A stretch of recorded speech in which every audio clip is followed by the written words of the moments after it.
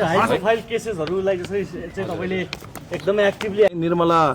प्रकरण चाहिँ निर्मला पन्त प्रकरणमा पनि मैले जोड्न खोजेँ चाहिँ त्यसमा चाहिँ गृहमन्त्रीज्यूको भूमिका हुनु पर्यो भने हामी एउटा विपद जोखिम भएको देश पनि हो क्या तपाईँको धेरै जस्तो अब अर्थक्वेक भनौँ होइन भूकम्प भनौँ अब तपाईँको पहिरो बाढीहरू धेरै जस्तो हाम्रो देशमै भूगोलको हिसाबले पनि आउँछ नि त अनि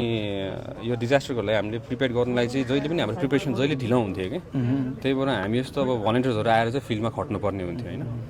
अनि हामीले एउटा एक दुईवटा प्रस्ताव चाहिँ हामीले अब यहाँ हाम्रो सिओ साहबसँग के राखेको छौँ भन्दाखेरि चाहिँ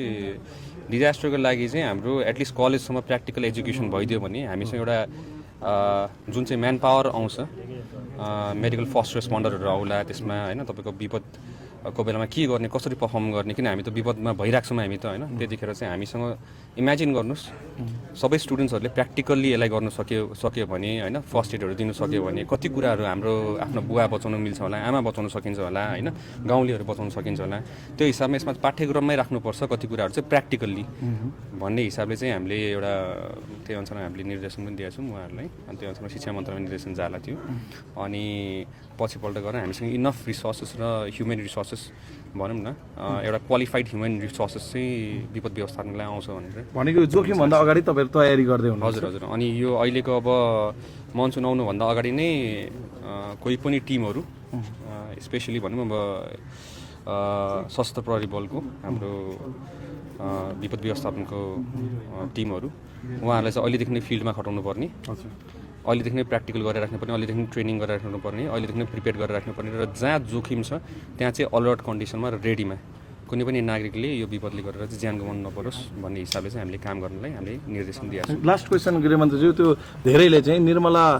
प्रकरण चाहिँ निर्मला पन्त प्रकरणमा पनि मैले जोड्न खोजेँ चाहिँ त्यसमा चाहिँ गृहमन्त्रीज्यूको भूमिका हुनु पर्यो भने के भन्नुहुन्छ त्यो अहिले चाहिँ यसमा कुरा गर्नु मिल्दैन ल हाई प्रोफाइल केसेसहरूलाई चाहिँ तपाईले एकदमै एक्टिभली एक्सन ओरिएन्टेड काम भइरहेको छ विपदमा आउनु भइरहेको छ धन्यवाद थ्याङ्क यू गृहमन्त्रीज्यू ए भयो त अब मानव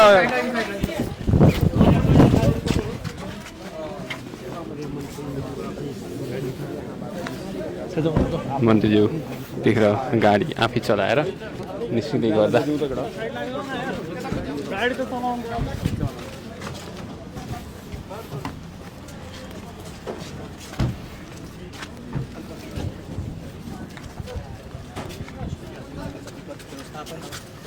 र यो दृश्यको देखाइरहेका छौँ निकै एक्टिभली लाग्नु भएको छ त्यति बेला भ्रष्टाचारलाई निर्मूल बनाउनको लागि न्याय पद्धतिलाई स्थापित गर्नको लागि गृहमन्त्री सुदन गुरुङ एकदम एक्टिभली लागिरहनु भएको छ